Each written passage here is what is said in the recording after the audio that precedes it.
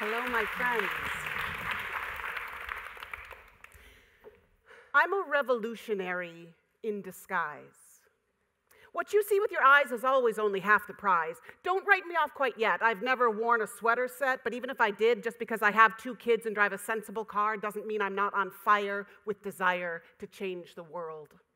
My wild child who lives just beneath my skin, well, she's something. She's got a nose ring and a tattoo on her back. Her hair is a mane and a mess. But beyond all that what we look like chat, she loves away all the spaces in between where we feel our separation, our indignation. She is keen on eyes and loves to stay there locked in while everything that isn't love grows thin. Her revolution is an evolution of the heart. It's a start just to say, hello, love. To take what has fallen apart and weave it back to connection, shedding protection, creating a collection of moments of resurrection, breathing life back in, reminding ourselves we are not the walking dead. We are waking love. We are waking up. And we are all revolutionaries in disguise. What goes on behind those eyes? We're just a lot of love, waiting to give it all, waiting for some kind of permission to be that raw. Well, here it is. Here it is. Here it is. Be the first to claim the prize for loving the most from behind those eyes.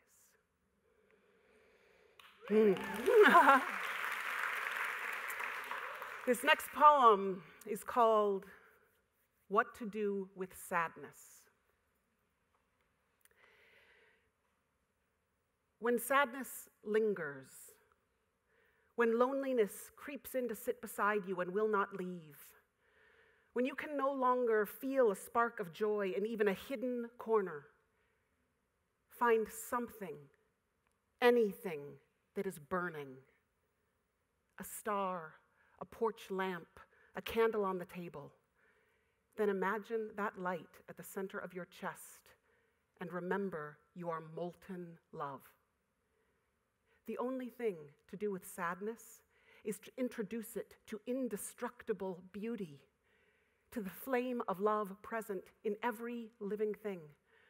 Start with a morning glory or a sparrow. Start with the spirited eyes of the woman who serves you coffee. Start with a poem. Say, sadness, meet cherry blossom. Despair, meet the 9th symphony. Grief, meet the eyes of a child. And then be very, very quiet and let them converse for a time.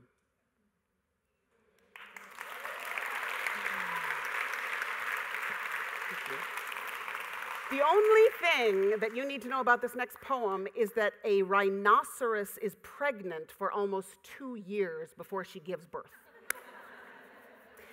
I can no longer be contained.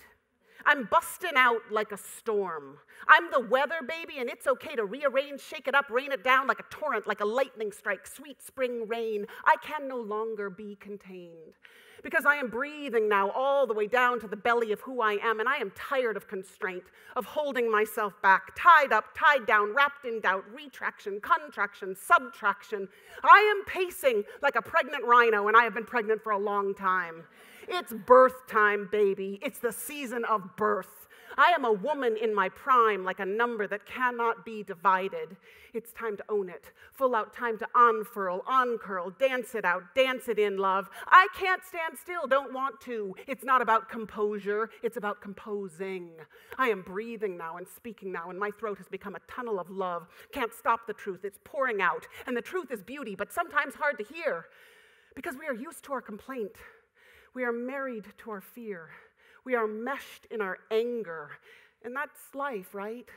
It's all good until we are tired of what contains us, what constrains us. It's all good until we want something more that doesn't define us, that doesn't confine us. I am pacing like a wild thing who is hungry for her natural habitat. It's where it's at. It's calling me now, lush and green and howling and free. Free to be, you got it. free to be me.